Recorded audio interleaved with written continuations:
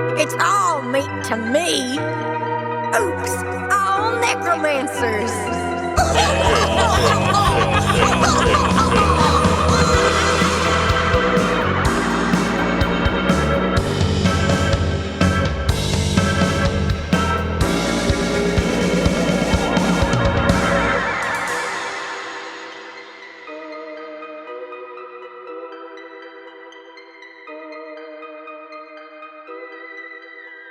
Welcome back to the table, everyone. I am your DM, Oz the Great and Powerful, and with me at the table are Bug, Finnie, Satyr Druid.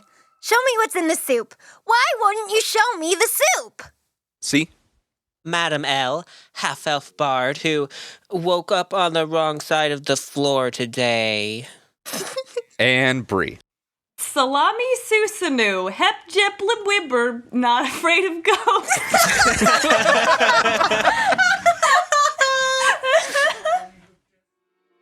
Alright, let's do a quick recap of what happened last time at the Vanderplum Estate. After trapping the swarm of mirror shards in a tense night staying in a haunted house, Madam L woke up trapped under the floorboards, but Finnie and Sorrin freed her from her temporary tomb. Our trio procured breakfast from Tybalt's kitchen and happened to find a heart along the way. Just as they were getting to a second seance, Tybalt had to stick his nose where it doesn't belong once again, and things are coming to a head. So, y'all three are standing on the landing that is between the first and second floor, like the landing between staircases.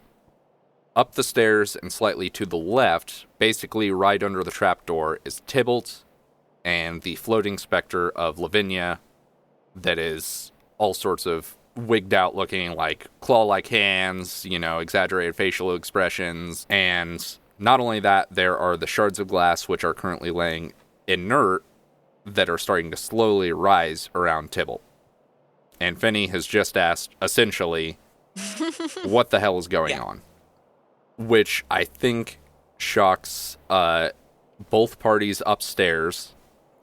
Lavinia, her hands shrink from claws back down into just normal hands, and her face gets a little less exaggerated back to presumably how she looked in life, and she turns to the party and goes, "Well, Tybalt, the heartless bastard, wanted to kill our little Baldric for his insipid contract." And Tybalt cuts in with, "I believe what my dearly departed wife is trying to say is I was going to sacrifice our youngest, yes, but for the greater good." And Lavinia cuts in with, "The greater good? Tybalt, you scum-sucking wastrel! That is our son you're speaking of! You are going to murder him!" "Well, I didn't get the chance, did I? Because someone was summoning a monster to try and slaughter me, her loving husband." "And I wish I had been able to finish the summoning, you gutless pig! But no! You had to go and cut my heart out mid-ritual! Now the damn thing can't even do that, though it's at least giving poor Duncan a hand." "Poor Duncan? He's the one who dumped your corpse in the sewers, you stupid specter!" "How dare you treat the help that way? Oh, big halfling couldn't even dispose of me. I bet you forced him to swab up my blood, too. Devils below, I should have plotted to kill you years ago." And at that moment, you notice that Tybalt's collar is floating a little bit, and then a rip forms in it, and Lavinia slowly morphs back into her more specter-like form, and the shards of glass start spinning faster and faster. Well, and we're going to enter initiative, because shit's popping off. Oh, Jesus what the God. fuck? Okay. I got a 9. I got a 16. I got a 6. We just learned some things that really kind of fuck with our options here. Yeah, no, we cannot leave these children here. That was the big thing. Is He like was just gonna kill his kid. Okie doke. So, Madam L, go ahead and roll. We'll call it Arcana. Sorrin, you can as well, but you have disadvantage because of what this applies to. Okay. Finnie, you can as well, but also disadvantage because you would not know the specifics of how Okay. this contract deal would work. With disadvantage, I got an 8. I got a unnatural 20. I got a 2. Okay. As I figured, both Sorrin and Finnie don't really know why things didn't work, because you know the contract is just supposed to be someone dear to him. Mm-hmm. And presumably his wife would be, or would have been, or whatever. Madame L, you know, because she was sacrificed or killed outside of a potential ritual circle, it didn't do anything. I mean, that is how you sacrifice souls, is they have to be in a ritual circle, or you can, like, write sigils on their body, that sort of thing, to try and do your thing. So that is why she's still here. So that's why she's a specter. That's also why the contract didn't work. And, well, now you know why the heart was in the freezer and there wasn't a hubbub about it. Anyway, first in the order is Sorrin. I'm gonna go ahead and, you know me, I'm a fraidy boy. I'm gonna go ahead and cast Mage Armor on myself. Thank you very much. Okie doke. Yep. And back up. Can I go, can I move, away from them? Okay, yeah, you move up the stairs, up the hallway to the right, and you'll end basically where the railing ends. So yeah, you'll be at the entrance to the right-hand hallway. Mm-hmm. Cool. What's the plan, Madam L? Well, Mr. Sorrin, I believe we are in a lose-lose situation here, so perhaps we try to alleviate the immediate problem and de-escalate the situation so that we can find any kind of solution that is palatable. So you see Tybalt, his collar has started to tear, and you see the slightest dot of blood appearing on the back of his neck, and... oh yeah, that's an 18 to hit. Okay, so, yeah, you see that dot of blood, and then that dot of blood quickly becomes a torrent of blood as something just sort of jabs a hole from the back of his neck, slightly to the right of his spine, out the front. What? And there's a gush of blood from both sides, but he is still standing. Oh, sorry, and then the flesh around the hole necrotizes, and he drops to the ground. Okay, that is Madame L's turn. I think Madame L has to talk to Lavinia and try to do... this is all I can think to do. Lavinia, now listen here. I have no kind feelings towards this man that you're trying to kill. In fact, I very much understand why you would choose to do so. But tell me, what happens to your children when he is dead? And you see the entire specter sort of shudder, like it's glitching out in a way. Sort of shudders between this clawed figure back to just Lavinia floating there to this clawed figure. Go ahead and give me a persuasion check with advantage. That's a 15. And she goes, I don't know. And for the moment, temporarily, seems to have stopped going to attack Tybalt. So Madame L will Bardic Inspiration Tybalt. Now, Lord Tybalt, don't die on us yet, you belligerent little fool. And somewhere off in the ether, he's quite inspired and a little insulted. Cool. So, since all three of you have talked, I'm going to see who the shards go after. Oh, good.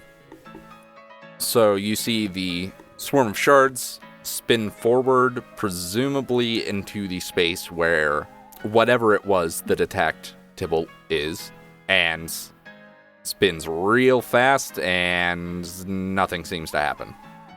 So it is going to be Finnie's turn.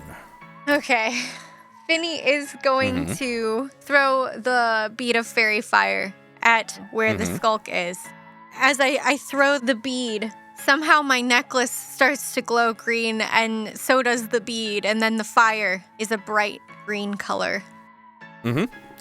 Okay, so everything in a 20-foot cube within that area, which would include the shards, the skulk, Lavinia, and Tybalt, will be limbed in fairy fire. So they all need to make dexterity saving throws to try and dodge this, which is so silly that you can dodge this.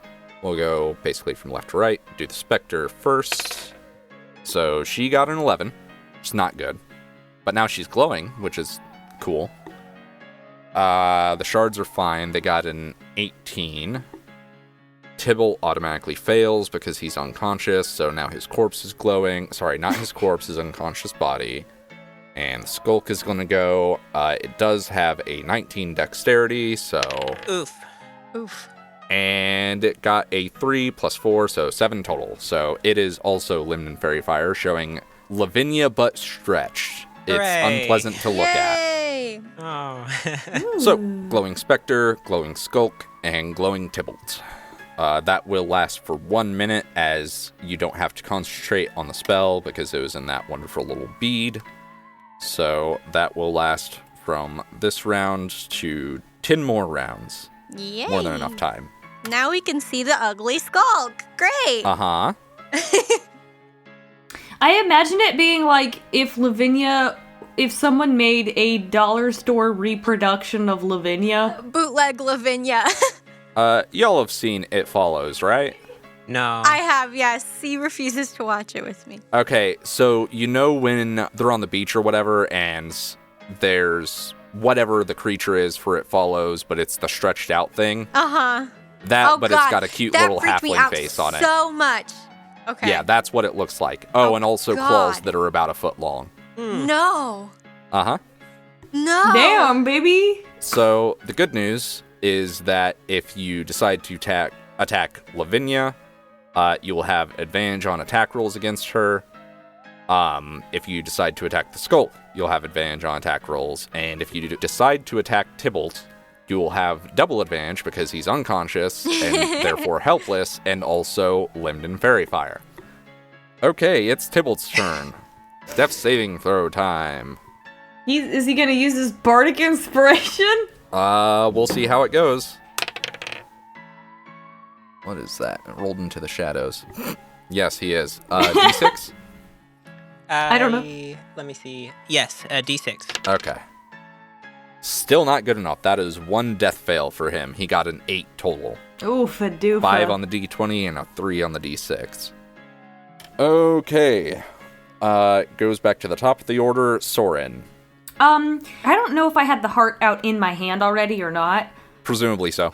Okay. You wouldn't have really had time to put it away. Yeah, I guess I'll, hold it out in my hand so I'm obviously, have a grasp on it. Now, maybe we can arrange, a more extended period of unpleasantness for, Tybalt over here, but for the time being, we need him alive, and I need you to call that off. I don't know if she can, but that's, I guess, or intimidation, I guess, because which one is it? It would be intimidation. Well, I rolled an 18, and my persuasion that'll do it. it's a 17, because it's -1, but... And that'll still do it. Okay. She says, Well, I can't call it out. The ritual is... I can't, but I can help destroy it. Works for me. Then I guess Cool. I'm gonna start I don't know. I don't want to die. This skulk will kill me. this is a situation where all the monsters are wild cards. Yeah, because I don't know if I go... Because there's no point to me doing a medicine check on old child murder McGee if he's just gonna keep getting hit every round and failing his death save, you know what I mean? So here's the deal. To get to him, you would have to pass the Skulk, which you can now see, the shards of glass, which you can see, and also Lavinia. Or at least you'd have to pass close to her. I guess that's true. Then I guess I'll move up, not super close, but closer. Yeah. Then I'll go ahead. Yeah, I'll go ahead and cast Toll the Dead on the shards. Okay. Yeah, that's going to do it. That's an 18 on the die. Okie dokie, that's all. They have shit wisdom, but it's still enough to keep it above. Takes us to the Skulk and the Spectre. So Spectre is going to attack Skulk first. She floats over Tybalt's body and takes a swing. So you see Lavinia floats over, and one of her hands morphs back into that claw, and it just sort of plunges into the heart of the skulk, or around about where the heart should be, and pulls out a glowing something, and then that glow suffuses into Lavinia, and the skulk looks a little thinner than it was. What a nightmare creature! It's all spindly now. Oh, no! Sorrin, highs or lows? Highs. So good news, that's a 93. The bad news is that the good news is bad news, because that means the skulk is going to attack you, and not Tybalt. Oh, well, I hate it either way. Either way, it's bad. Does it move up on me? It does, which means that that swarm's going to attack of opportunity. As you see it try and just pass through this cloud of mirror shards and get shredded to shit, there are bits of black goo just sort of flung all around, and you can just sort of see the outline of this thing, but it looks like some of the cuts are fairly deep because the outline shows divots where there weren't any previously. Oh, God. Is it like a fucked up disco ball with shards of mirror sticking out of it? Yeah. A few are sort of embedded in it, and you can kind of see where they are. The outline extends a little bit. And I hate to ask this, does a 17 hit? Yeah, but, like, barely. It only deals 5 damage. Oh, God, okay. As it flexes one of its claws and just sort of whips its arm at you. And just straight across the chest, your shirt's ruined. But it doesn't hurt as bad. Yeah, I'm still in temp HP, baby. Yeah, you see some of that greenish necromantic vitality flows out of your chest wounds, but it doesn't seem like you're hurt too bad. Madam L, it is your turn. Okay. Madam L, I think, is probably quite pleased to see Lavinia on their side, at least temporarily. So I think I'm going to focus on the skulk. And I think I'm going to cast Dissonant Whispers on the skulk. Okay. What is my saving throw for that? Charisma? No. A Wisdom saving throw. Okay. Hot damn. That is a nat 20.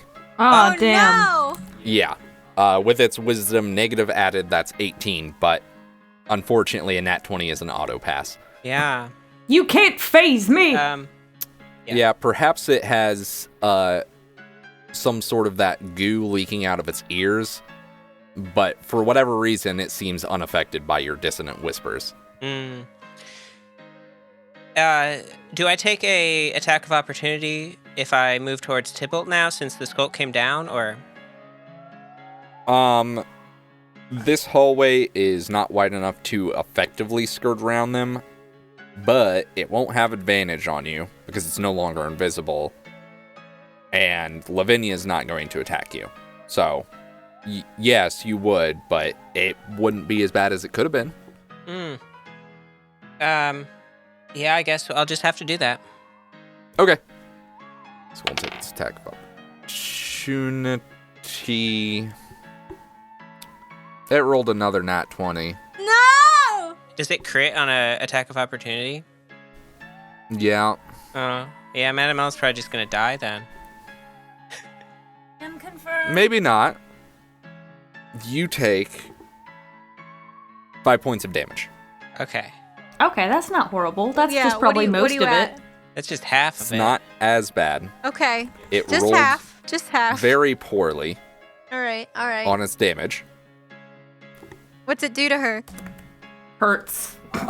It once again, it seems like whatever the shards have done have maybe cut some important something somewhere in it to give it full mobility of its arms, because it again just sort of whips its torso and one of its arms flies out and slashes her pretty deeply on the side of the neck.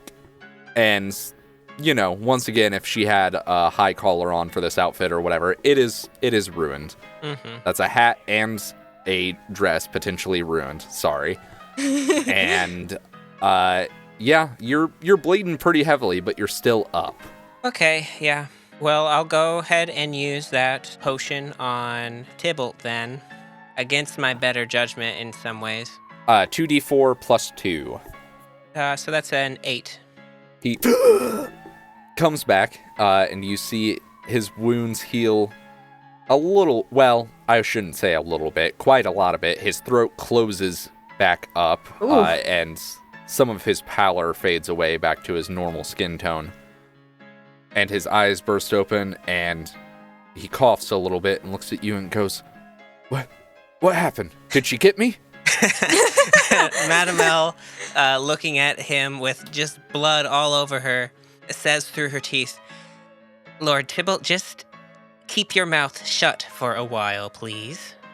And he just sits there, sort of eyes bugging out, and it seems like he's a bit shocked. So, the shards start spinning rather rapidly and heading in your direction, Madame L.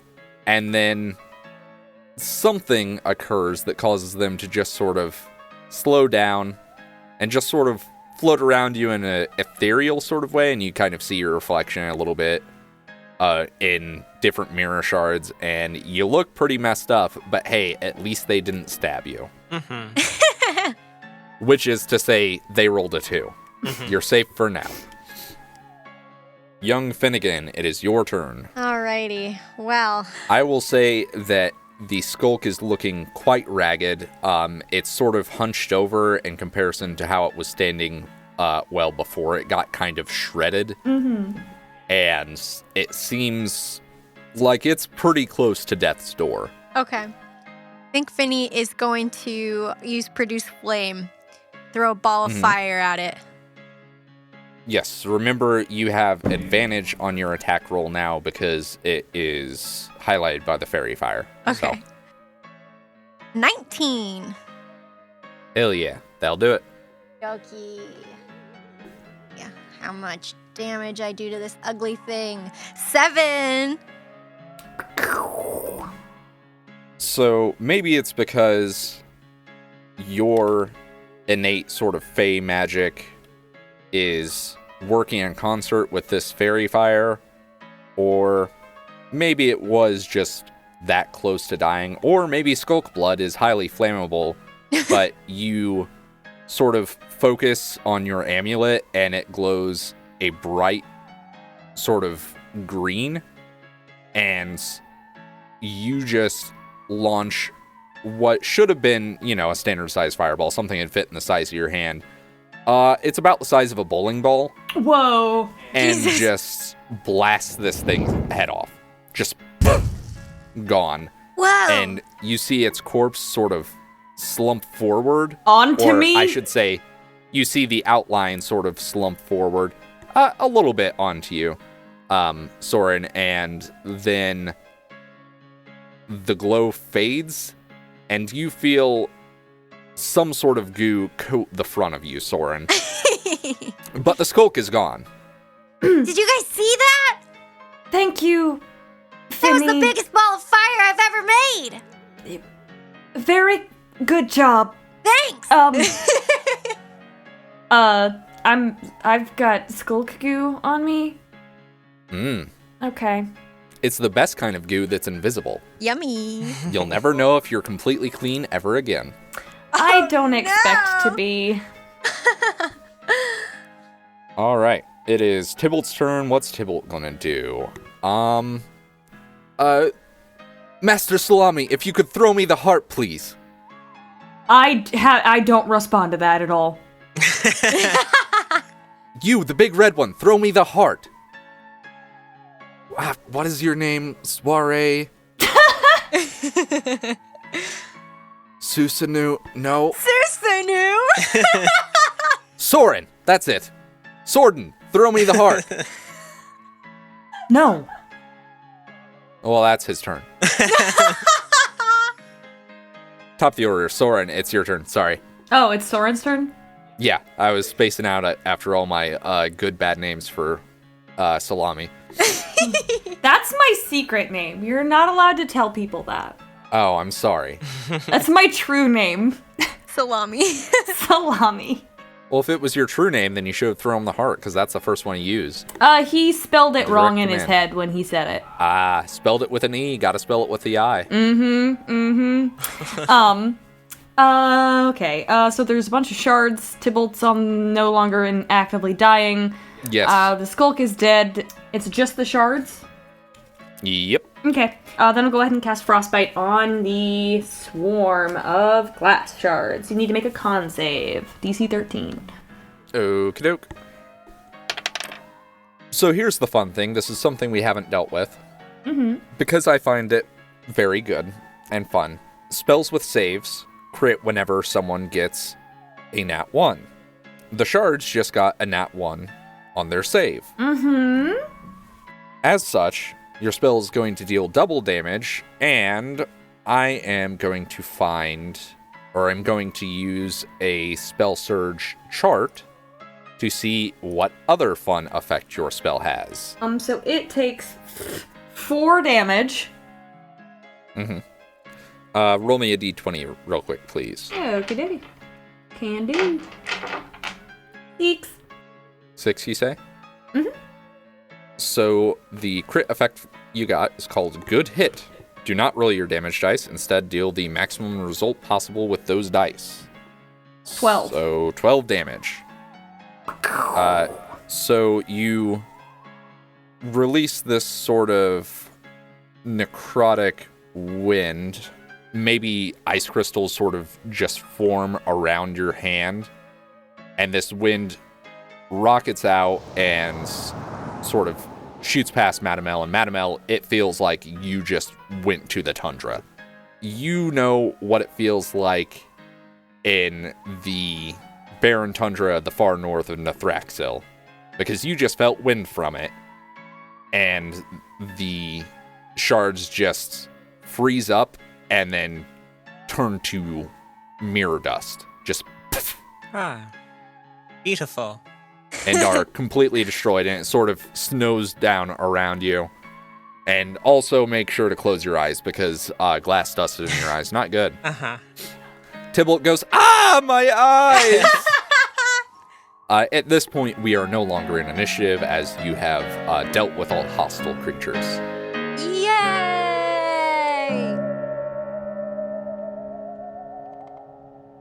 Okay, then I'm going to reach into my one of my many small bags. I have many of them, and pull out like just like a little vial, not like a teeny tiny one, but probably one that's like the length of your hand, and just sort of like kind of hold it up to where the goo is, and just kind of like scoop a little bit of it up, put a stopper in there, pop it back in my bag. Go ahead and add to your inventory 1 vial of skulk juice. TM. Yummy. Skulk juice TM. Nutritious.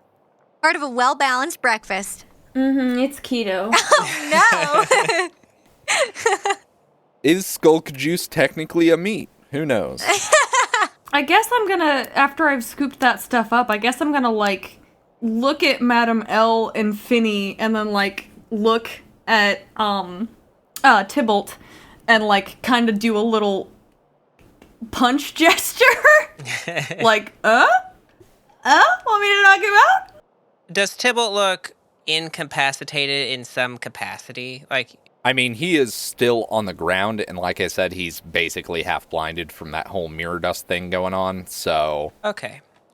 Yeah, Madame L will look at Sorrin and kind of do like a back and forth motion with her hand. I think she's not... I think she's not sure yet.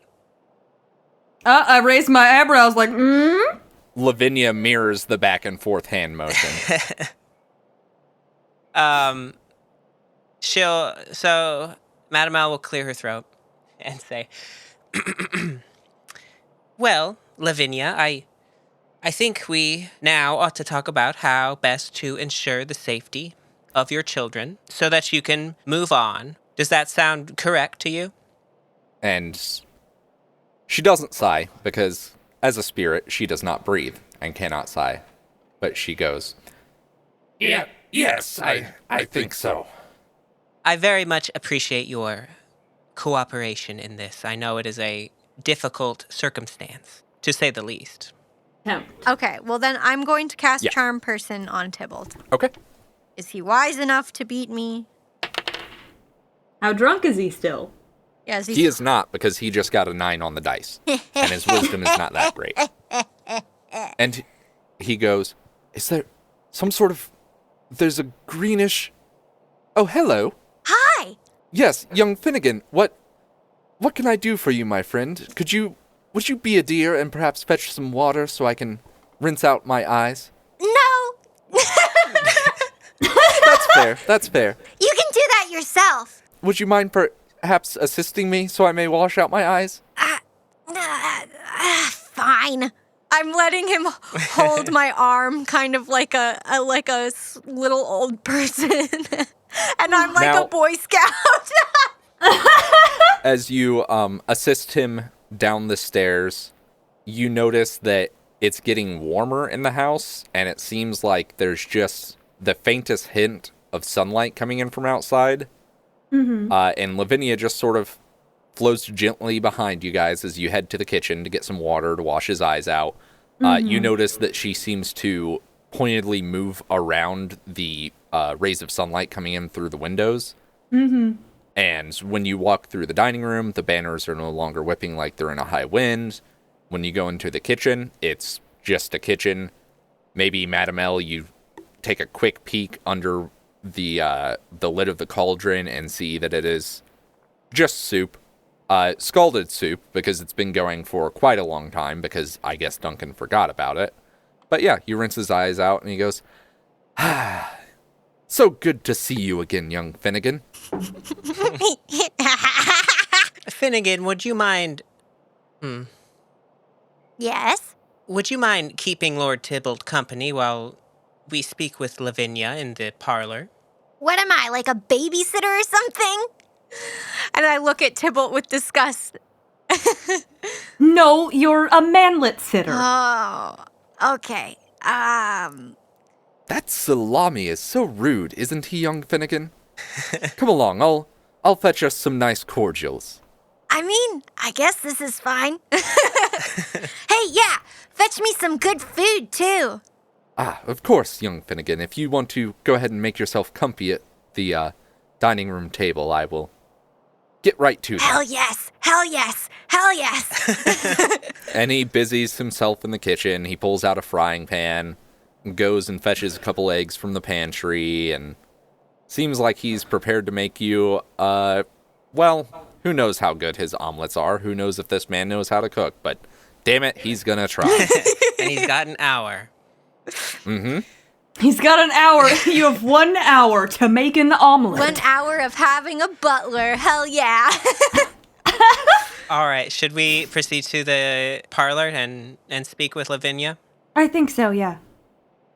Yeah, so you guys make your way through the dining room, through the foyer, back into the parlor, and things are relatively normal in there. Like I said, there's bits of sunlight coming in through the windows, and everything seems fine. The fire has gone out by this point, Yeah. but... Now then, Lavinia, you know the situation better than any of us. Is there any path forward that is clear to you? Any path that would make it so that your children are not in danger?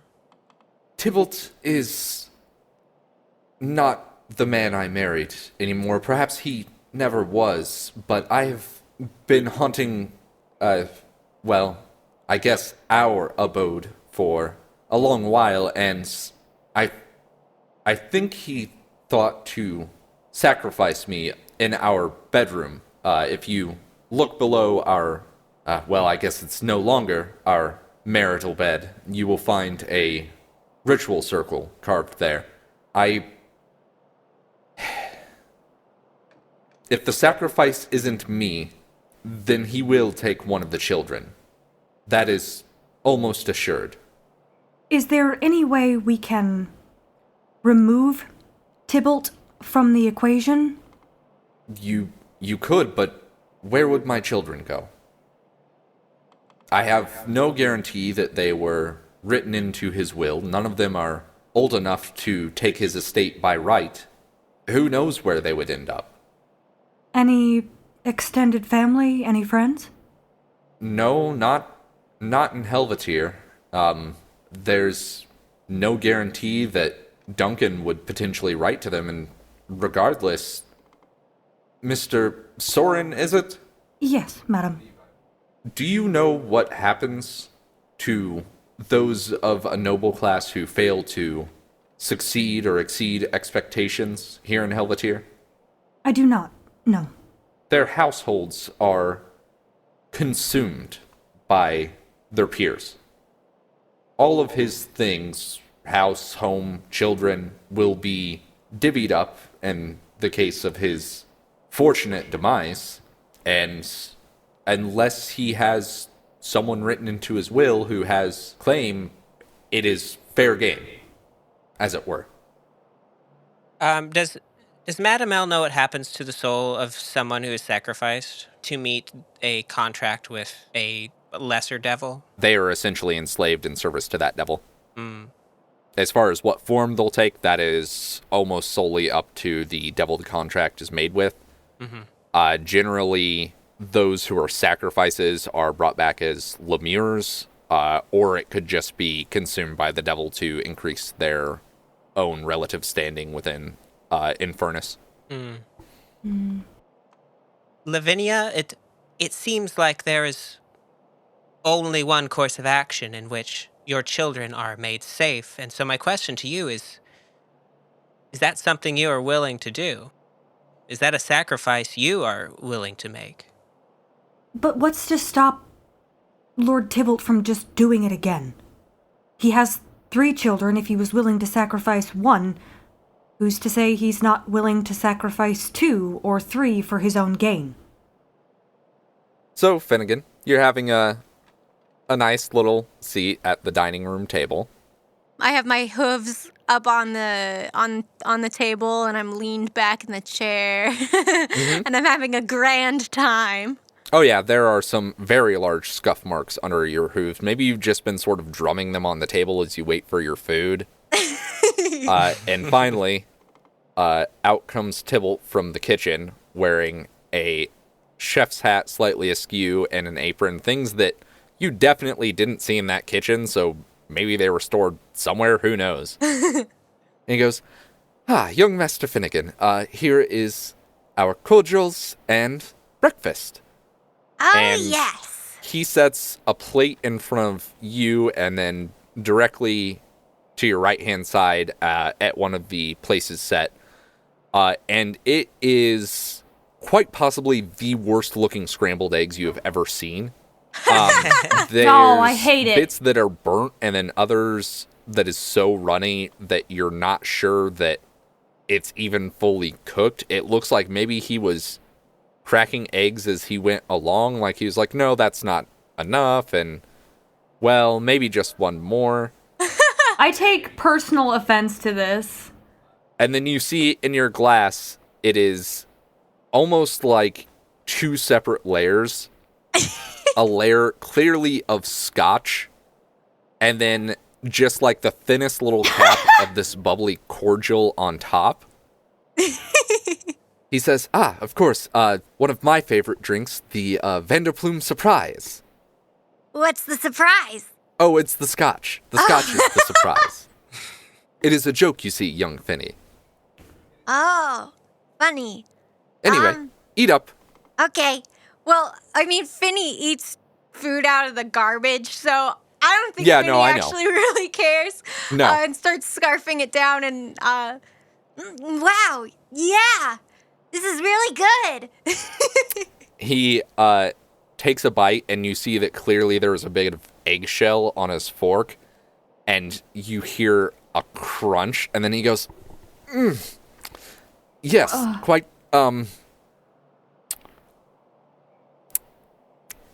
a bit of calcium. Yeah, good for your bones. And he just downs his drink. So I have a question to ask you. Oh, yes, of course. Young Master Finnegan. I know we're friends now. Huh? Ah, haven't we always been? Uh-huh. Yeah. Yeah. Yeah. Well, Yes. can you just try and make some sense to me? Why would you try and kill your own child? Oh, you see, I've formed a contract with a devil. I shouldn't tell you his name.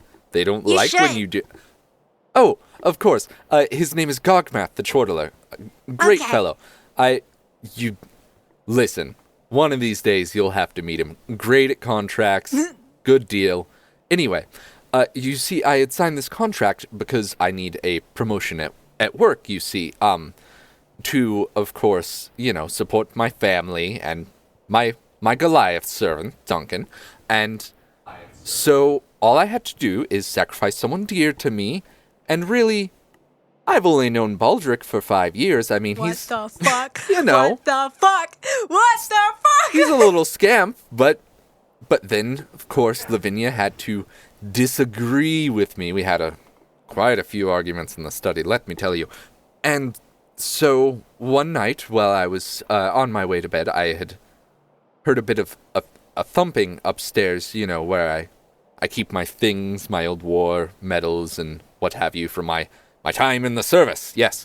And so I heard this thumping, and of course Duncan had already gone to bed. The man gets very grumpy without his sleep. It gets rightfully odd. Anyway, so to continue, yes, so I went up, and my wife Lavinia seemed to be performing some sort of dark Nathraxi ritual of some sort, I don't know. But I did hear my name mentioned a few times, and through some of the mirrors I could see this creature that looked a bit like my wife, and well, I figured, we had some arguments, I had had a bit to drink, and I thought, well, maybe just kill her instead. Then who knows what young Baldric could end up being, but of course, I know what my wife ended up being, and that's dead. So, and I'm sure any day now Gogmath will come through with that promotion. But if not, well, did I see, was it a Master Salami, is it? Soiree? Yeah. Anyway, I saw he had the heart, and I reckon maybe I just didn't do things correctly. Maybe that's why her soul's stuck, it's attached to the heart. Who knows? Have you ever thought you might not have loved your wife enough? What? No, of course I loved my wife, and that's why, And that's why you killed her. Well, no, I killed her because she seemed to be summoning some sort of beastie that would have killed me. Okay. It's very simple, you see. Regardless, I don't think devils know what love is, so I guess we're that's probably true. fine there. But yes, if you could perhaps talk to your friend Susanu there and get him to just give me that heart, and maybe that'll do the trick. Yeah, we'll see what I can do. Just Fantastic. Please, you've barely touched your drink. Would you like perhaps something different, or maybe some more eggs? Good for the bones. I'm good, thanks. I just maybe sit there and don't talk. That's what friends do together, because they're such good friends that sometimes they can just sit there and not talk to each other. Ah, yes. Enjoying the sunrise with my best and newest friend, Yeah. young Master Finnegan. Best friends. Oh, yeah.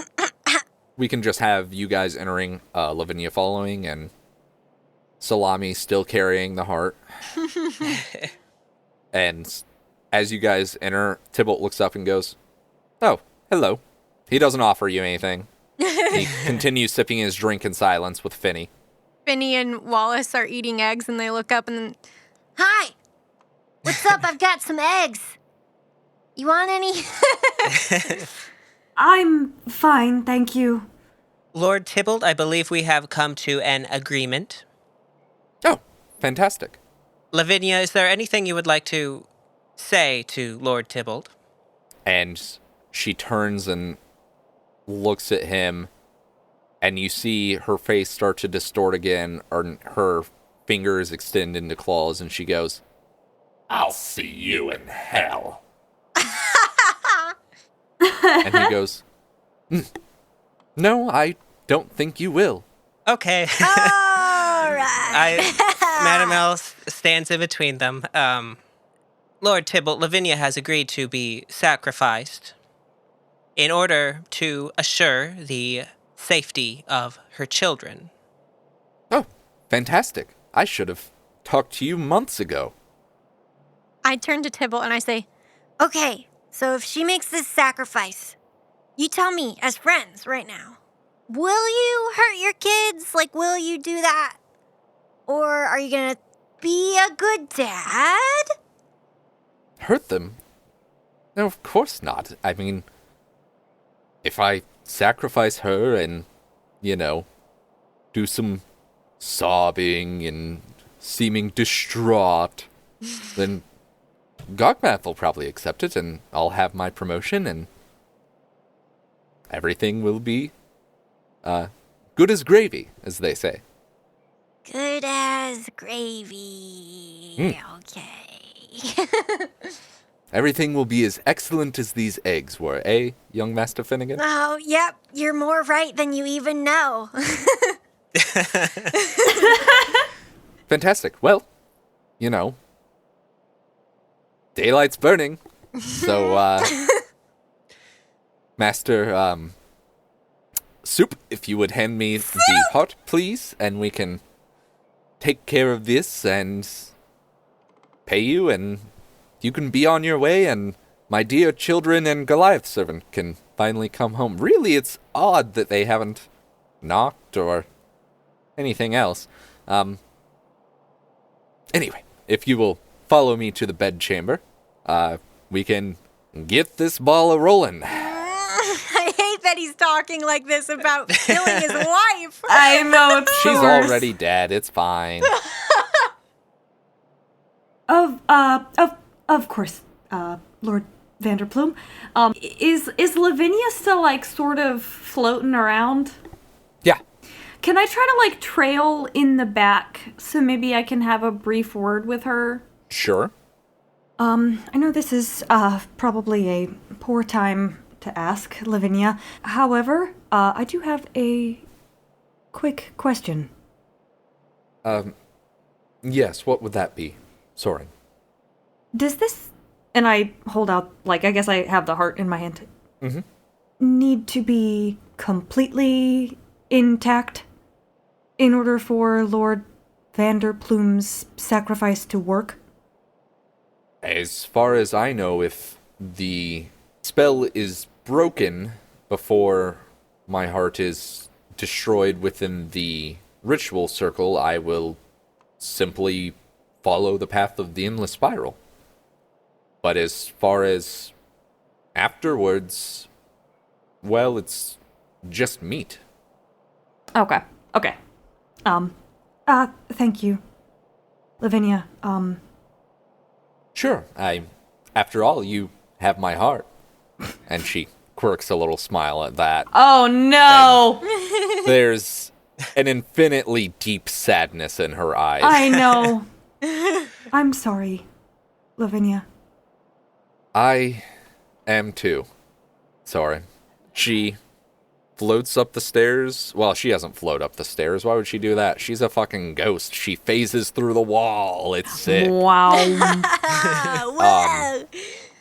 And phases up through the floor, up through the bed, as you guys are entering Tybalt's bedroom.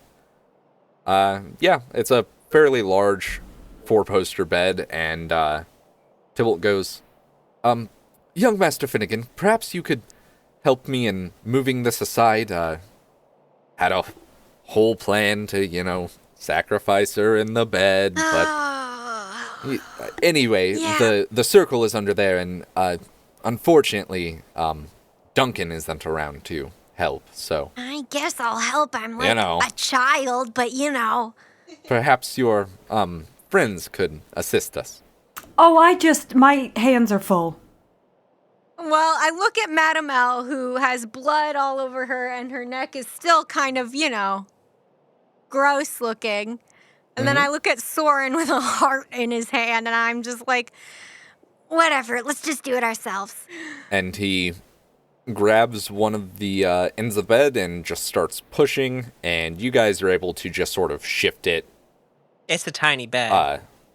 It is a hobbit bed, isn't it? It's big for a halfling, but about normal for you guys. But yeah, you see a ritual circle that is inscribed into the floorboards. Then he goes, Mr. Susan, was it? If you could just go ahead and place that heart in the center, and I'll go fetch the ritual knife. I hand it to Madame L and walk out of the room.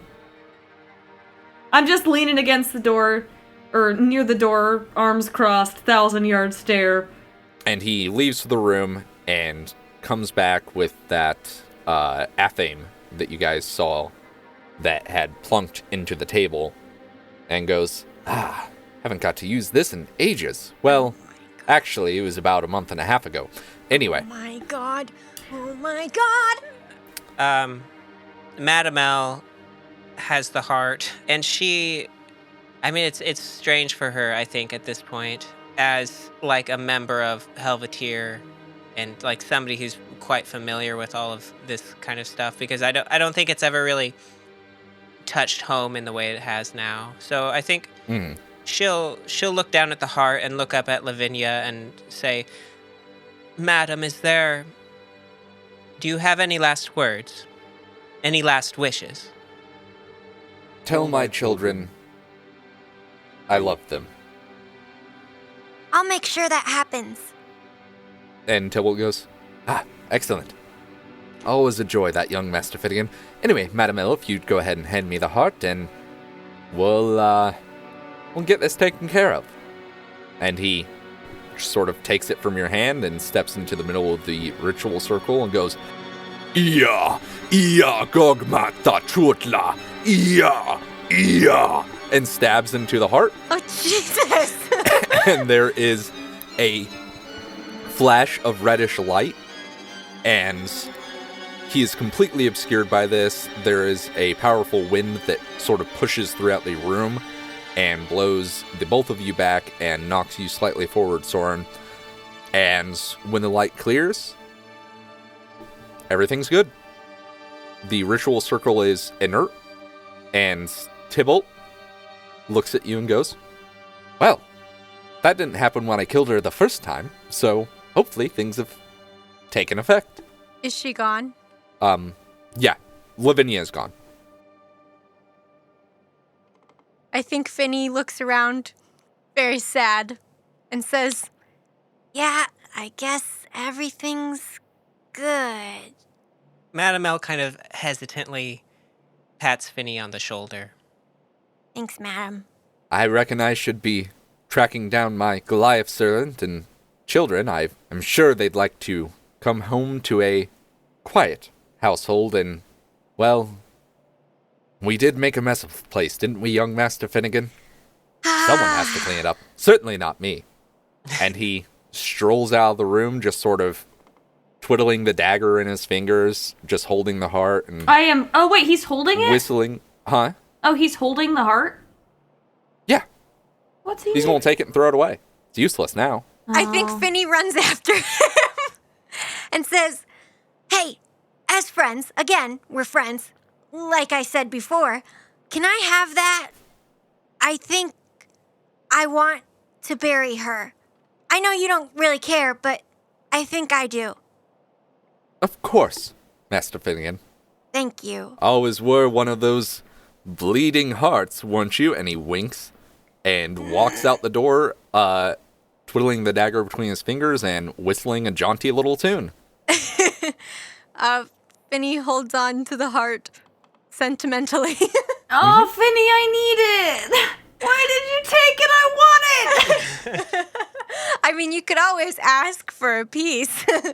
I would have liked to have had the whole thing. And he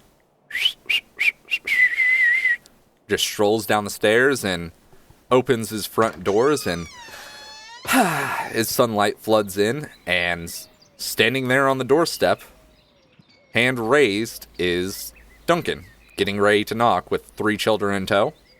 And he goes, okay. And just walks through the door, doesn't say anything. And the children run up and go, Daddy! And give him a big hug. I think we're probably watching from the staircase. Mm-hmm. And I'm clutching their mother's heart. I assumed you had the good idea to perhaps put it away in a sack. Yeah, I do that. Yes. And Tybalt goes, Madam L, I think services have been rendered, so you will receive the second half of your payment in a week. Lord Tybalt, if you'll recall, we did agree to an extended payment. Of course. Duncan, if you would be so kind as to fetch them a couple rubies from the safe. Ooh la la. I'm sure that will be payment enough. As well as knowing you've done a good thing today, madam. A very good thing. And he gives you another wink. I'm going to go down to the children, and I'm going to say, hey, come over here. Kid talk. Yeah, hold on. Duncan has to get our coats. Oh. And you see Duncan they're just sort of lined up. And Duncan starts with the oldest, takes his coat, puts it in the cloakroom. And then he takes the middle one's cloak, puts it in the cloakroom. And then he takes Baldric's cloak, puts it in the cloakroom. And then Duncan goes, you children, go play. And they all run over to you and go, yeah, kid talk, what's up? So I think, what's going on? Are we in kind of like a more private-ish area? Yeah, you guys are like off to the side. Seems like Tybalt's going to refresh his drink for the 3rd time this morning, so he's already headed off to the kitchen.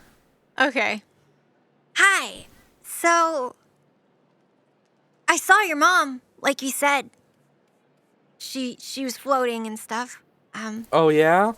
Yeah. She wanted to say that she loves you. And she has to go away. Well, when's she coming back? Well, Where's she been?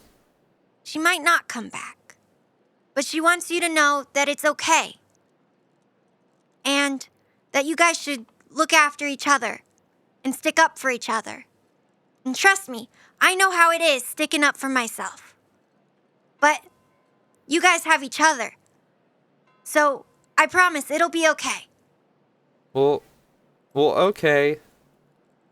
And Baldric goes, so, do you, want to go play catch or something? Well, I think I have to go. But maybe I'll come back and see you guys sometime. Okay. And Duncan goes, okay. And shakes his head at behind their back, and then goes to go fetch the jewels. I think Finnie walks over to Madame Mel and Sorrin. I guess if Finnie's up there too, I guess I just look at both of you like, we're not gonna let him live, right? I think we have to. For now. Well, yeah, I guess for now, I mean. I think this is a conversation for a different day. Finnie looks at all of us covered in blood and says, yeah, that's probably a good idea. And as you guys prepare to get ready to go, packing your things up, securing your pack, what have you, Duncan returns down the stairs with something clutched in his left hand and walks up to you, Madame L, and goes, payment. And opens his hand and just drops 2 rubies, about the size of your eyes, into your hand. Oh, And- joke's on you, I have huge anime eyes, 10 inches in diameter. That secret Sorrin fact that we've never known until now. He's a freak of nature. And then he immediately grabs a broom and dustpan out of the cloakroom and goes back up the stairs and starts sweeping up the mirror dust and just sort of looks up at the ceiling and goes, okay. A carriage rolls around the corner. I keep saying it like that. That is not how I say carriage. I just don't. I don't know why I keep doing it just for the podcast, but It's that's a a treat little for you, special. the listener. And once again, it's, emblazoned on the side, and there's a small Lemire, this time wearing a bowler hat that is slightly askew, chomping on a real big fat cigar, and he goes, come on, daylight's burning. We all hop in there? Mm-hmm. Hey, where we going? The Green Fairy, please. Yeah! And you guys are off. And you, once again, make your way back through the city, back past the Spire of the Abyssin, off to the Green Fairy. And, it's a little after dawn. Well, a bit after dawn. The sun is rising. And Matilda is just starting to open things up. And you guys walk through the door, and Matilda goes, rough night, huh? I'd rather not talk about it. Maddie, you don't even know the half of it. And she throws the bag of 50 gold onto the counter in front of Maddie. Mm-hmm. And, oh yes, here is your payment for tonight, each of you. And gives you each one of the rubies. Whoa, oh my god. Finnegan will help you sell that off at some point. Sell it, but it's so pretty. I just kind of tuck it into my bag. How much were those worth? 125 gold apiece. Okay. Basically, it would break down after payment that is tendered after the week or whatever to being about equal pay between the three of you. Okay. Presumably, if he's been this generous with upfront payment, whatever he gives at the end will more than make up for what Madame L is losing, if you will, at this point.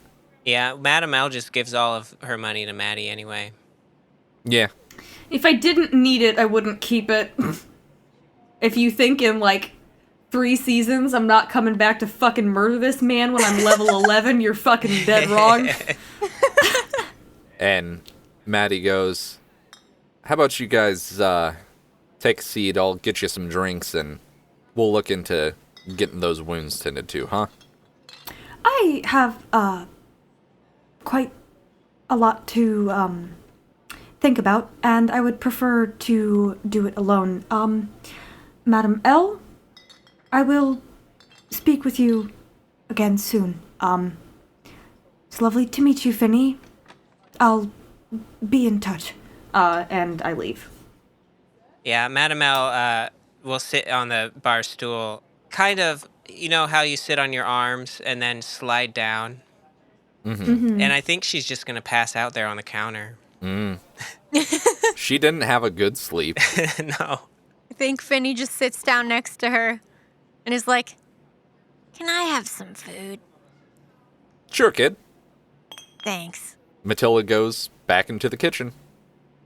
And you hear her bustling around, and another day passes in Helveteer.